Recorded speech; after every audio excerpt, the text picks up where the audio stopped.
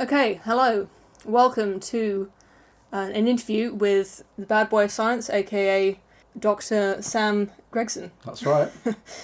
He has his own YouTube channel, which has a shockingly few number of subscribers. I'm not trying to diss you there. It's just that it's a very good channel for how unknown it is. That's very kind. Yeah, so I thought that is good enough reason to nab him while he's still relatively unknown. Yeah. And get the advantage of your knowledge. We'll see. I'll see what I can do. I'll see what I can bring.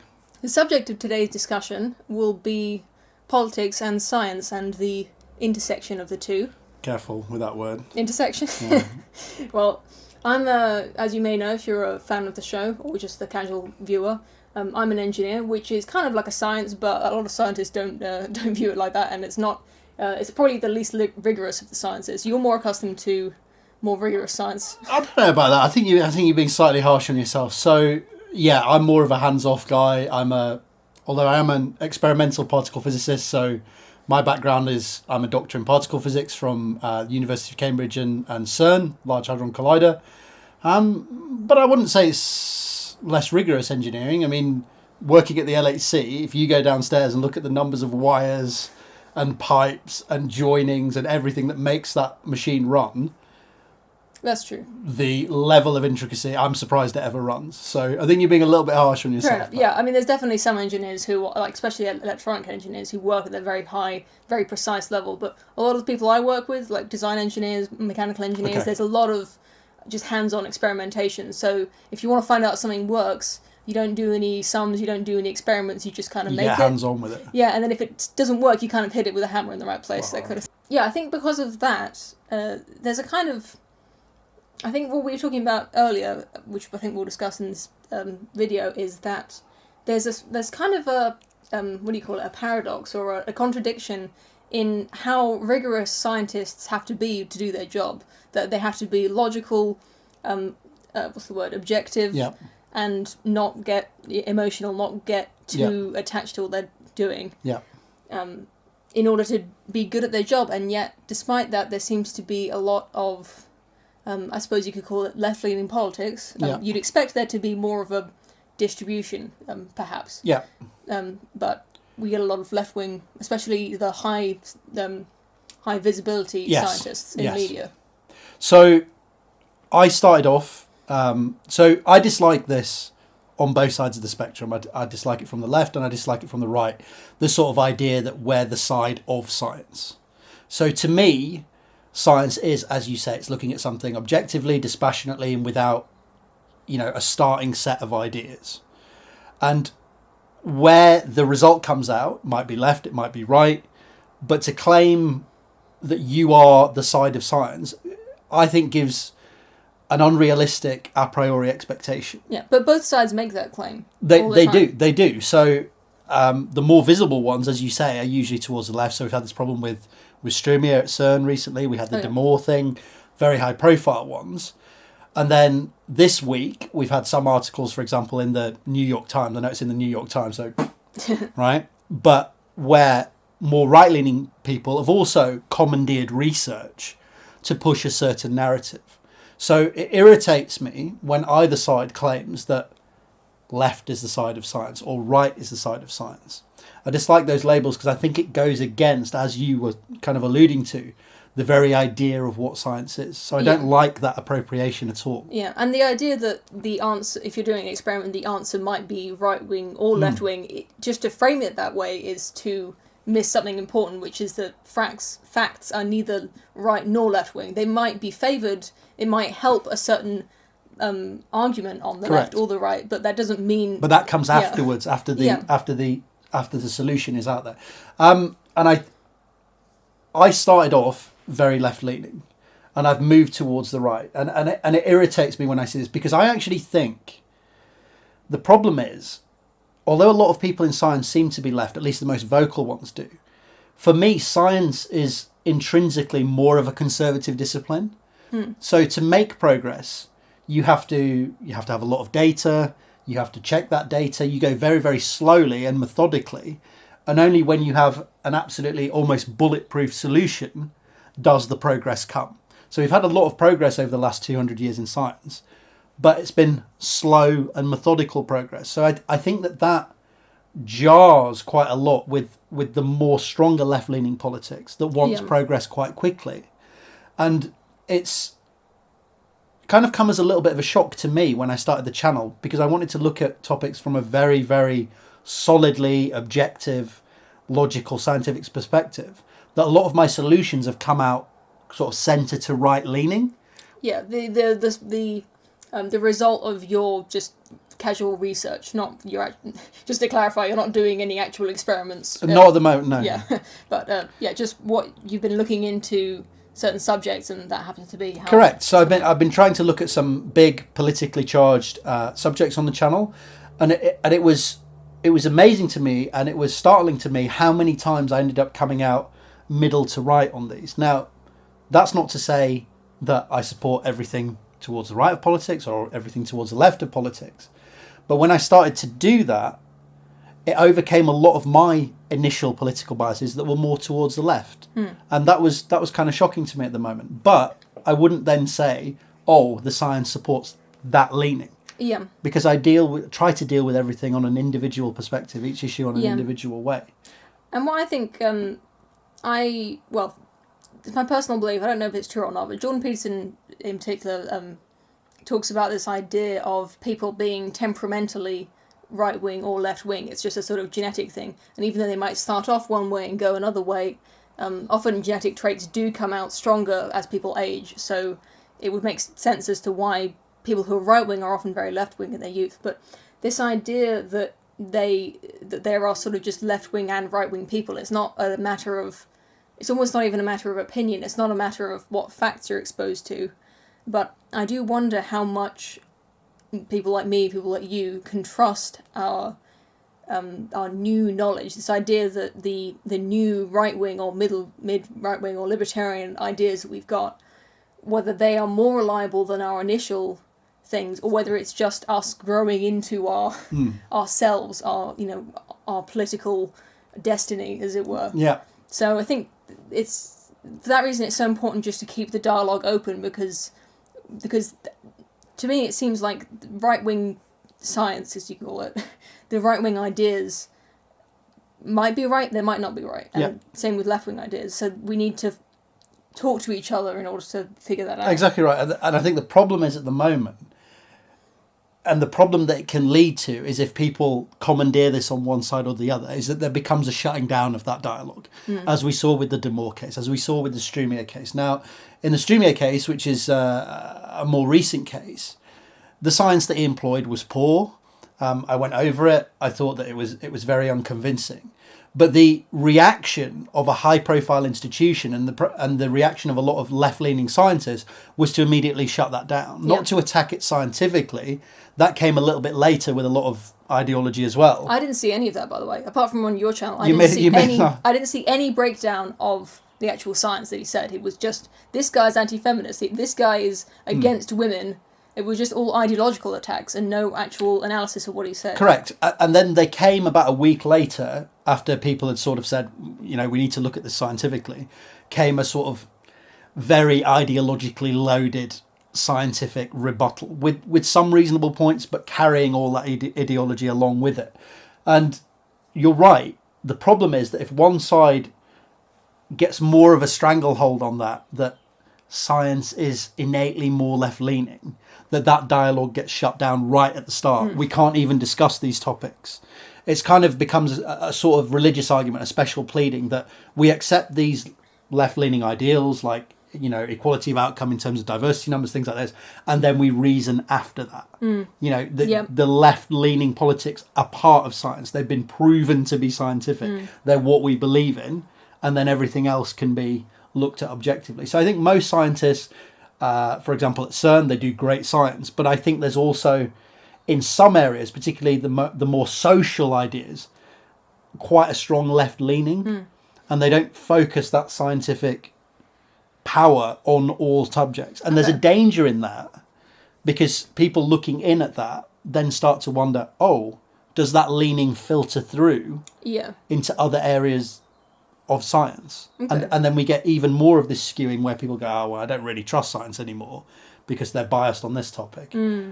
So Yeah. can I trust anything that they're putting And then out? on the opposite side, you get left-leaning people like good example of this was Graham Linehan. Is that his name? The guy who wrote Father Ted and the IT Crowd and loads of really popular UK TV shows. Yeah. Very funny guy. I heard him in an interview straight up say facts are left-wing.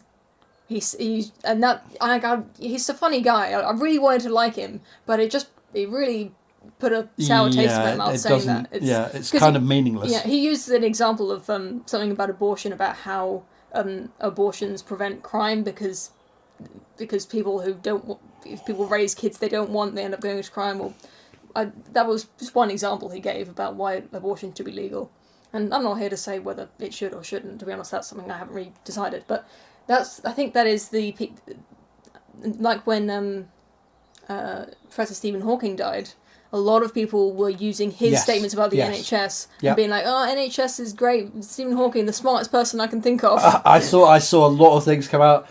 Stephen Hawking, great proponent of the NHS. Stephen Hawking for socialism. Stephen Hawking for this, and it was like, come on, the guy's, still warm. Like, can we just not try and appropriate his life for 10 minutes here? I've got a theory, and maybe you can respond to it. Sure. I've talked before. Hypothesis. Yeah, sure. You're right. Otherwise I'll get in trouble. Okay. Yeah. So thanks for correcting me. There's been a lot of talk about how universities are left wing, which might also bleed into this academic scientists being left wing. So if you could think of being scientific as a kind of mindset or a set of skills that a person has, what I think you might see is people who have this sort of scientific mind, if they're left-wing, they stay in the universities because universities are like a left-wing playground. Quite an insular. Yeah, and there's like lots of young people. Yeah. There's lots of open ideas, free exchange of ideas, which I think left-wing people are more likely to like. And you have to put up with kids. So if you're left-wing, I think you're going to enjoy being in academia longer. Yeah. You're going to be more likely to stay on for a PhD, to become a professor. So you think there's like a self-selection effect within the way it's set up? And that's just my idea, because a scientist is usually someone, especially if you're a high-profile scientist, you need to have a PhD, which means you have to, and that usually means you're going to be teaching students for a while. Yeah. And I think probably the people who have a more right-wing mindset but who have this scientific skill set might be more likely to study maybe something like engineering and just go into the workforce or go into some other scientific work, not teaching, not academia, not being a professor. What do you think about that? I think you have a point. When I was in university, I was very left-leaning. So I had a kind of a bit of an awakening when I was at university. So I was always left-leaning. My family, I grew up in Leeds, so my family were always Labour. Tories are terrible. Everything right-wing is absolutely awful. Grew up in a big city. Then I went to Cambridge and everyone is very left-leaning, particularly in the humanities, for example. And you interact with a lot of people like that. So you remain still very left-leaning. And then when I started doing PhD and I started to get this scientific skill set where I could focus that and look more objectively at, like Liam Neeson, I was given a specific set of skills. I realised that I was starting to challenge some of those ideas and say, what about this? What about this? Can you give me a little bit more clarification on why we accept that just as true? And I started to have a bit of an awkward clash between a lot of my friends, who were pushing ideas like privilege, these kind of things. And I was like, hang on a minute, can we talk about this? No, we can't talk about this. We don't talk about this. And then it was only when I came out of that university bubble that I realised, oh, other people do have these concerns and these questions like I do. So I agree with you. To have left-leaning politics is easier to stay in the university. Regarding, you think more right-leaning scientists go into engineering rather than... That's something I've heard, is that engineering is one of the highest, it's a higher right-wing concentration. And you can kind of see that just in a very small data set that is my department. Is that because it's more, do you think because it's more hands-on rather than thinking of... I think it is just because if you don't want to stick around in academia. Like, it's not just engineering, it's like just something where you can leave university as soon as possible. Right, okay. Because it is, if you're right-wing, it's kind of painful to be hanging around with... Okay, now I see what you're saying. Yeah. I think there potentially is some part of that. I also think the reason a lot of scientists are left-leaning is because they like the idea that society is a soluble problem. So they like the idea that there is a correct wealth distribution. There is a correct way that we should do something. There is a correct way to set up society so that, for example, happiness, a particular metric, is optimized across the population. I think they like that. Whereas I think engineering is a more hands-on, we deal with the fact that people are different. We actually deal with problems on the ground and solve them. Yeah. Whereas that higher level science, potentially in physics, can come out as thinking about these highfalutin problems that we can't necessarily solve in a closed way, in a simplistic way. Yeah. So there is a slight disconnect between those two, where one is more practical and one is more kind of pie in the sky. So I think in some ways, high level scientists are kind of given over to this utopic thinking because they like the idea that you can solve a problem entirely. It's not nice to have it's like solving a quadratic equation with the formula or with factorizing. I want to do it with factorizing because it's clean, it's neat, it's nice. Yeah. If there's all this mess around, it doesn't feel good to me as a scientist. And I think that might feed into the reason. I think you're more talking about we were talking about the cross-shaped political compass earlier. I think what you're talking about is the kind of more authoritarian end of the spectrum, rather than left end. Although the extreme leftism is very authoritarian. So it depends. I mean, left tends to get thrown in with that, depending on what nomenclature you're using. On the extreme right wing, where you get fascism, usually associated with the right, although it is also can be left wing, of course. But if you think about right wing fascism, that is also applying that idea of an enforced order. Yes. Of like, we need to make things better by enforcing these set of rules. But I think you're exactly right. But I think because of the association we've put in our society with fascism, everyone just goes Nazi straight away.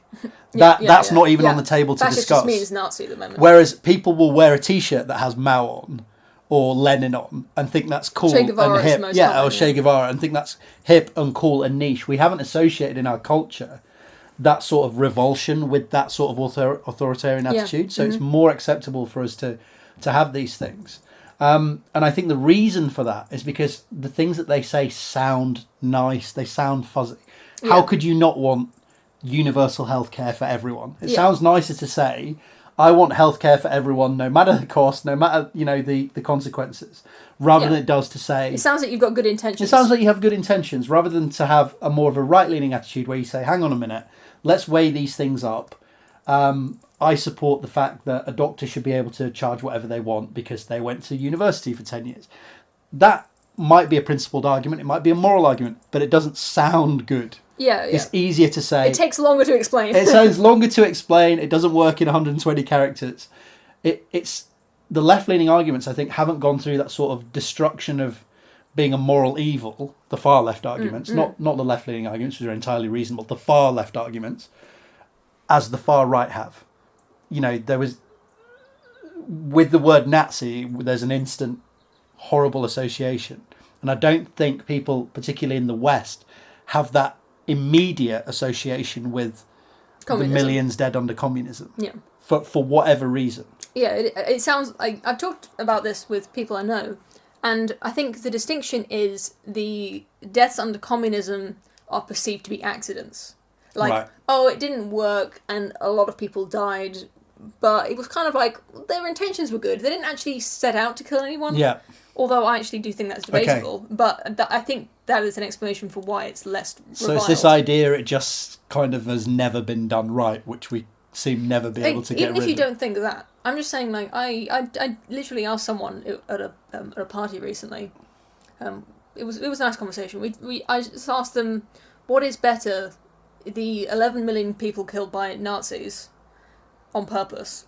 Some of them, I suppose, were collateral damage, but the people killed intentionally for racist reasons, or 60 million people, almost 6 times as many people, dying because somebody was so arrogant they thought they could design society. Yes.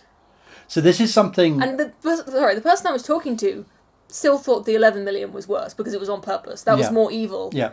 I'm more ambiguous on that question. I think it's a really interesting question. Is like, is it more permissible because it was an accident? I mean, manslaughter carries a less heavy burden than it is a very interesting question. For obvious reasons. It is a very interesting question. That's pretty off topic, though. Well, slightly off topic. The question nowadays would have to be, if you wanted to push such a system again, and you have that historical evidence, are you now as complicit? Because you have that historical example. Yeah. So you can't claim, oh, I'm just trying to do something nice again. So is that going to fall away, or are we just going to fall into this narrative that we touched on before that was, oh, well, that just wasn't the right way of doing it, but we can tweak it a little bit? Sorry, I just had a thought. Sure. Unless you were in the middle No, not at all. Okay, I was just thinking, before when we were talking about engineering and being right-wing, I think there is something inherently capitalistic about a lot of engineering, because rather than in academia where you're pursuing the, what do you call it, the cosmic justice, or not really the same, but in science you're pursuing truth as an abstract concept. Yes. Like this, I'm working on this thing that may one day save lives or just advance human knowledge, which is such a nice idea of, like, you know, helping the world by doing your experiment and doing it as best as you can. In engineering, there's a lot of engineering work goes into somebody wants this product, and whether I think it's a good product, whether I think it's going to help humanity or not, somebody's going to pay for it, and I'm going to design it because they presumably want it, and I can make money off of that. It's a problem I actually ran into when I left Cambridge. So that rigor of doing, say, for example, a scientific paper, and then I left after my undergrad and worked for a couple of years in London. And what I found is I found it very difficult to put out a piece of work 90% done, 80% done, where the conclusion was 80% certain. The boss would ask, how certain are you that this is accurate? 70, 80% done, send, client, gone. But I was like, it kind of hurt my brain because it didn't have that scientific rigor. So this was a low carbon engineering consultancy. And they were very, very good, very smart guys. But the idea that I couldn't put in that extra day to get that extra 20% clarity really hurt me. Yeah. And that leads back into what I was saying, is I think scientists don't like the idea of an insoluble problem. They like the idea that things can be distilled down. And if you get enough information, you get enough variables, you can solve that problem. You could solve society if just you had the right intentions and the right data. That was something I had a pretty hard time communicating to people on the left. Well, I don't know if they were on the left, but people who were very passionate about the Kavanaugh case, people passionate on the side of we should believe Ford and Kavanaugh should not be confirmed. Or I don't know, we didn't talk about putting him in prison or anything like that, but they insistent that rape accusations are very rarely false, which, by the way, is not scientifically accurate. That's when they're proved false, like we talked about before. Yeah. Aside from that fact, I found it really difficult to get across this idea that I think is integral to justice, like the assumption of innocence. It's not about who's telling the truth. Like, oh, well, scientifically, even if you could scientifically tell with 90% accuracy that Ford was telling the truth or that Kavanaugh was telling the truth, that even if you can think that of this as a scientific way and go like, well, 90% of the time you're going to get the answer right. You're going to get the right answer, but in justice, it's the uncertainty that matters. Yeah. And you need the proof. It's not a scientific question. So... and I couldn't get that across. Am I the only person who, even if the 90% is right, feels that 1 in 10 is a terrifyingly high rate at which you would put people in prison who were falsely accused of rape? Well, yeah, exactly. The question becomes one between justice and social justice, right? Social justice says that how you behave, the actions that you take, do not decide your punishment. Your punishment will be decided on the idea that 90% of rape claims were not false. Even if that were true. Even if, let's say the 90% is true, which is not, but let's say that it is, just for the sake of argument. That means now that given the historical distribution, you are 90% guilty. So you will be punished to correct that historical ill. You are being punished vicariously and for the actions of other people. What Western justice says is, you went out and raped someone, we can prove it, you are now going to be responsible for your personal actions. Mm-hmm. So the reason I really hated the Kavanaugh situation was this idea that 90% of claims not been proven false is representative of him as an individual case. It says something about an individual case. No, it doesn't. Those past stats, you can't take all of the past stats and assume that he's similar to that distribution. And B, there were many reasons in this particular case why that distribution would not represent him. He was very far off to the side. For example, people wanted to get him because he was anti-abortion, because he seemed to have a particular political leaning. So to use past stats and an average distribution as a way of serving justice to an individual in the now is completely antithetical to Western justice and you being responsible for your personal actions. So I found that whole case extremely distasteful, as I kind of covered in a video and in an article. Yeah, I had a similar experience fairly recently when I was just debating someone online.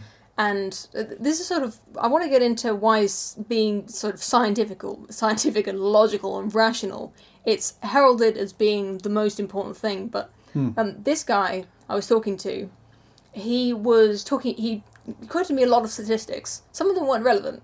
He was just throwing out statistics to back up his diffuse position. Yeah. And I was on the sort of libertarian mode, where I was just saying it's about freedom, right? Like, it doesn't matter if you're saying all these statistics back up this way of life that you're saying. I'm trying to say it's about freedom. He's like, yeah, but where's your facts? Where's your statistics to prove that? I'm like, I'm talking about ethics. I'm talking about the personal liberty, which I'm trying to back up people's choices to decide for themselves what is right. And you're telling me that one thing is right over the other. And he's like, well, that's not very logical, is it? You haven't got any facts. The problem is, I think it comes back to this idea that scientists don't like having an insoluble problem. So in order to make these problems tractable, because they're so complicated in society, you have to take people's free choices, you have to take their genes, you have to take their parents, how they were brought up, all these things. It's an incredibly intractable problem. To make those problems more tractable, you have to assume some metric to solve for, and you have to assume that people operate very similarly, averaged over a distribution. And you have to assume that metric is important, or the most important thing. Correct. In the first instance, you have to accept that metric is important, which is an assumption. So you have to assume that everyone acts the same, and that everyone decides that, I don't know, happiness or success is measured exactly the same, which isn't true, which is why people like us would say, my mum is incredibly happy because she's paid off her house and she's had 3 kids. That, to her, a life well lived, happy. To me, I'd be like, that's nothing. I haven't achieved anything. Next? Yeah. I want to start a business. I want to push my YouTube channel. I want to go back to CERN. I want to discover something new. So each person, the way that they define that metric will be different. But to be able to have a tractable problem, which I think scientists yearn for, you have to assume that everyone behaves the same regarding that metric, and that metric is important of its own. And that when you do optimize that thing, that everybody will be better off. Everyone will just go, wow, I wish we'd have done this from the start. Isn't it fantastic? And it's just not the case. Yeah, okay. And it goes against those sort of Enlightenment freedoms that undergird the scientific method. The idea that everyone can look at the world and determine what is important for them. What is going on in the world. I can look at it, I can measure it, and I can think, what do I want to do? And I think when people say, this is the important metric, I've decided because I'm smart and I'm a scientist, that really betrays the whole undergirding of the scientific method. Yeah, and we were talking about this earlier, about the idea that the scientists, you could probably say they're pretty intelligent, right? Their IQ is probably on the higher distribution. Sure. Maybe even very high. I think usually. It's not always the case. Absolutely not always the case. But they also associate with other smart people. That's usually what smart people do. They don't ever invite sub 100 IQ. Maybe even not, they might not even associate with sub 110 IQ people that much. They don't have them around their house. They don't have in-depth conversations. They don't observe how they live or the decisions they want to make. So you kind of have this... This is a sort of argument that Lenin never went into a factory, right? He came up with this great idea, but never actually asked someone in a factory, do you want this? So it's possible that these amazing the social engineering ideas that the left often have, or just authoritarians in general, these ideas of utopia, like, socialism and free universal healthcare, they're really great if you apply them to the kind of people they associate with. Agreed. Other smart people, really people who have a hold themselves to a high ethical standard, and who like closely consider. So they say. Yeah, I mean they don't say, like nobody says this, right? But there's often this assumption, I think on the left as well, that the poor and the stupid poor people, and all those people, they don't really know how to run their lives. Yeah, we see it in the Brexit debate, doesn't it? Oh, why have you done this? You're hurting yourself. A lot of you people live in poor areas. How could you have done this? Well, we've done this because our life is terrible anyway. Why not roll the dice? You don't know anything about our actual way of life, living in London or living in Cambridge. So there's an intellectual arrogance there to say that these people don't know, because they have a different reality. They have the exact scientific ability to look around them and say, actually, my life is terrible.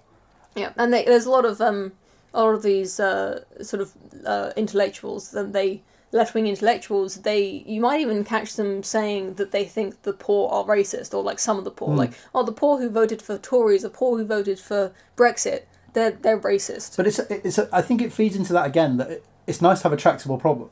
It's very easy for a scientist to go, they're just racist, because it's a nice, clean solution, right? That's what it is. That's done. Mm-hmm. To have to go into the ins and outs and the hundreds of variables and the ways that different people think makes things more difficult. It's very appealing to have a simplistic answer like that, whether it's accurate or inaccurate. Yeah. Well, my point was, I mean, that's perfectly valid point, and I appreciate it. But my point was that they do not even associate with the poor and the stupid enough to even know why they believe the things they believe, why they're doing the things they do. And that was something really great about The Road to Wigan Pitt that I reviewed a few weeks ago. Yeah. Is that George Orwell went among these people. He was very left wing, and I think he's a very smart person. Personally, I don't agree with a lot of things he says in that book and a lot of his politics, but at least he went there to see how they lived and to actually observe the decisions that they're making. And one of the great observations that he made in that was why poor people then and now, I think, appear to very rich people to be wasting a lot of their money. They go out drinking, they smoke more than very rich people do. They don't eat the really healthy food that rich people do.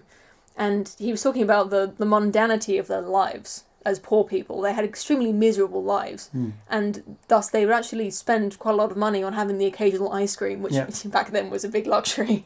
But you can imagine like the occasional ice cream. Yeah, and more than occasional. But he was talking about these. He really observed it, and he looked at it honestly. Yeah. He didn't have this abstract idea about the honourable peasants, the very ethically, these poor hard-working people. He didn't have an abstract idea of what poor people were. He saw it. He went there with an open mind, and I think, well, I don't know how accurate he was, but I think he actually tried to look with open eyes at what they were like, because he would never associate with those people normally. One thing you have to be careful with in this, and I think everything you say is completely correct, is this fine line between listening to, observing what these people are going through, accepting that they can tell you a lot of things about their lot, and then this idea that only those people can have a say on improving that lot, which would be more the intersectional side of things. So you're right, we need to understand where all these people are coming from. If you wanted a hard Brexit, we need to understand why do you want that. It's not just because you're a racist, horrible person. I don't think you need to understand personally. I just think let them vote. That's what democracy is for. Exactly. That's what the open market is for. Just let them decide. Agreed. And you're right, I phrased it poorly. You just have to accept that they have the autonomy to decide for themselves. Yeah, respect their own own autonomy to do that. So why do you think, to not go on for too long, why do you think that it appears in science that a lot of people are left-leaning? Well, like I said, I tend towards the personal selection idea that I came up with. Maybe I just favour that because it was my idea. I'm sure someone else has had that idea before, but that I like this idea of these sort of self-sorting people sorting themselves to be near other people like them.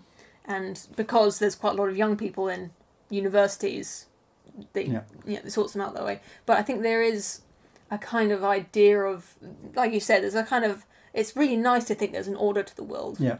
And that you can just just intervene. This seems like an obvious thing. Why don't we just do this? But once you start playing with that ring of power, it's the same ring that brings the destruction. Yeah. Right. So I think you're right. I think personally, because of my personal journey, is I think scientists are given to utopic thinking. I was very much like this. If I have enough data, if I have enough time, I can work out what's best for everyone. I can optimize happiness over a distribution.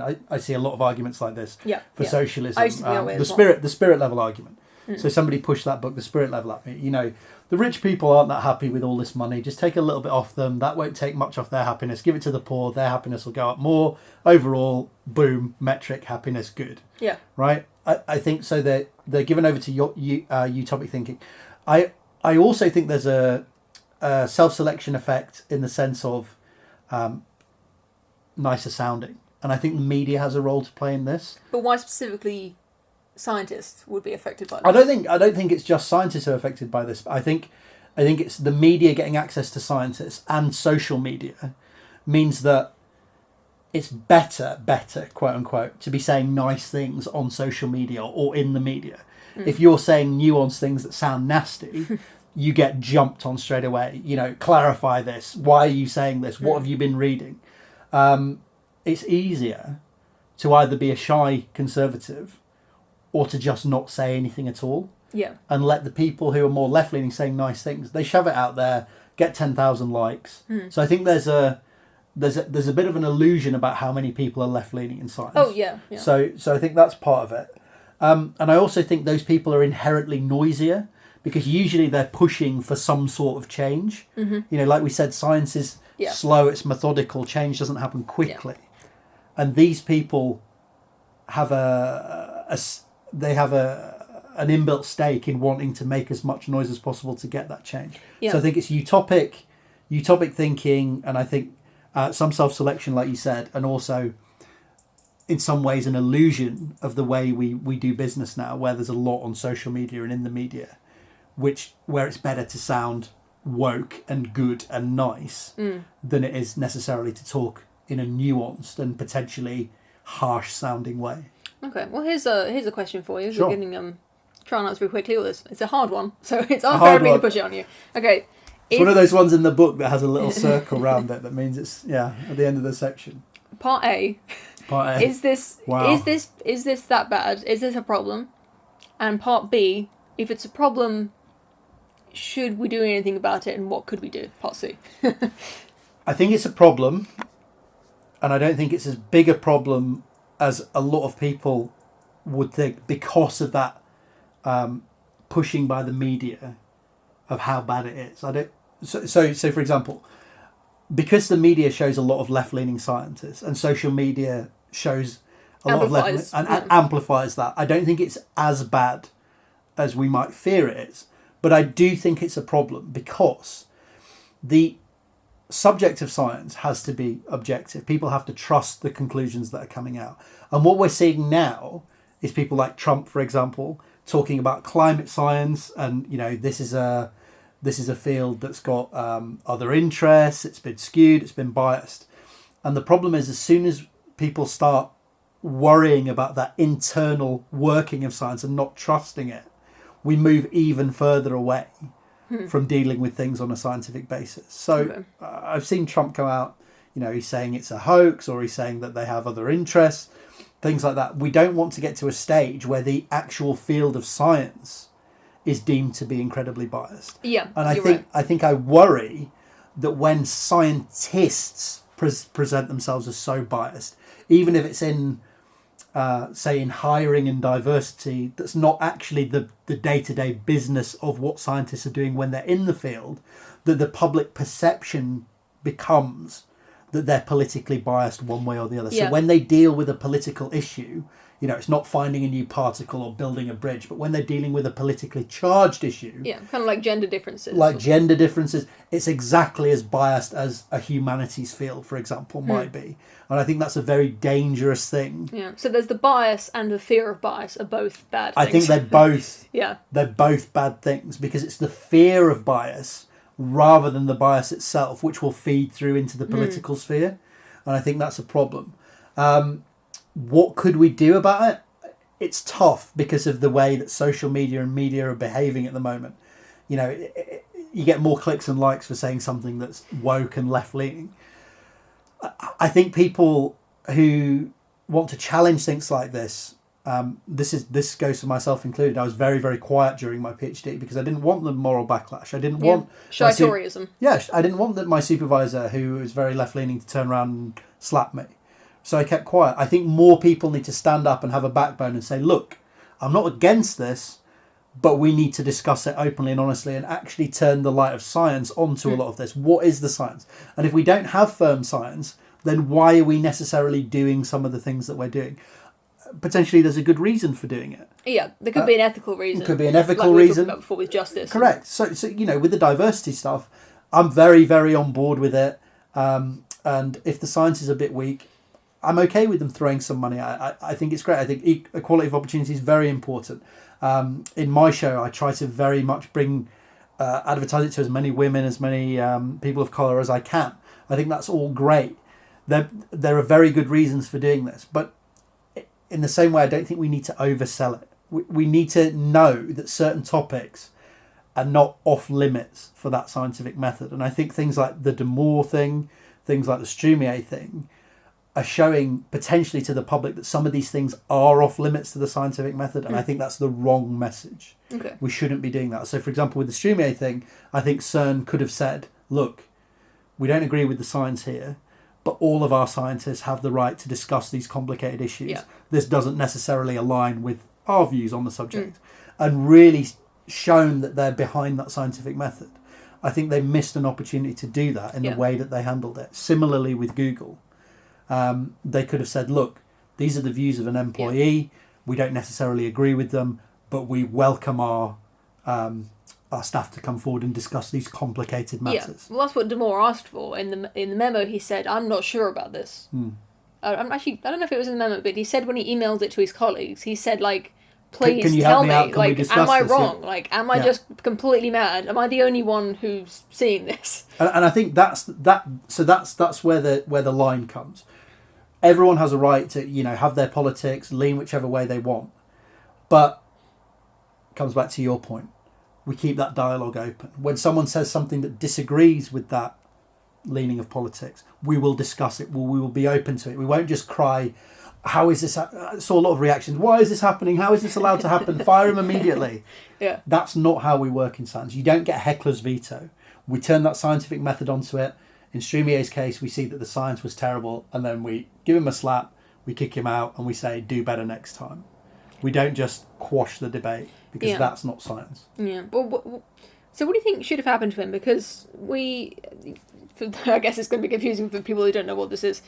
Just to give a brief overview, this guy Strumier, he gave a presentation at a gender forum, saying that women were actually preferred for physics positions or for physics citations over men, and women were being given this advantage, not the opposite, which is what I suppose the rest of the gender forum talks were about. So basically, the big upshot of what he was saying was that essentially physics has become biased against men. Now this was the big upshot of what he was saying. So given that his job, I think, he wasn't a gender scientist, he wasn't a psychologist, he was a physicist. Correct. So the fact that he was wrong about these things did not actually say anything about how well he was doing his job. Correct. Yeah. So the response from a lot of people at CERN was, how is he even allowed to talk about these things? He's not an expert, which I found a very poor response, because everyone has a right to discuss these topics. The idea that certain wise council of people has, complete control over these matters is completely antithetical to the scientific method. Now, the way they should have dealt with him is said, look, the science on this that you've put forward and the arguments you've put forward are absolute garbage. So, and called him out really quickly and scientifically and said, look, what you've said is wrong. Here are some potential alternate ways of looking at this, and dealt with it like that. The calls for him to be fired and the calls for him to be kicked out of a job doing physics, which is completely unrelated, I think were silly. Fair enough. We are running out of battery. We are running out of battery. You see engineering problems all the time. We got probably got like 2 minutes, so let's just wrap it up. Thank you so much for Absolute coming pleasure. here. It's been a great pleasure coming to meet you and discussing these topics. England is small. It's not that small, so Sam had to make a journey to get here today, and the train system was not They forgiving. decided to cancel all the trains. Yeah, it's just terrible. But you made it. And I made it, and I'm glad I did. Maybe we can do it again sometime. I would love really to. Great. I would love to. I know that being right wing sometimes does lose you a lot of friends, so it's always great to find more friends who are more. I like mid to right, libertarian. Yeah, well, questioning the left does lose you some friends because otherwise they just go, Hitler. Yeah. Well. Yeah. Thanks. It's been great. It's been good fun. Please check out Sam's channel. He's so good. The videos, so the production quality is so much better than this. And yeah, for all that hard work, you really should be seeing more response than you are. And the channel I highly recommend. Thank you very much for watching. Any closing thoughts? No, it's been a great pleasure. Thank you very much for having me on the channel. And if you want to stop by Bad Boy of Science, you are always welcome, particularly if you disagree with me. Good. Yeah, I like that attitude. And if you disagree with either of us, please leave comments in the comments section. Have a good day. I'll see you again soon.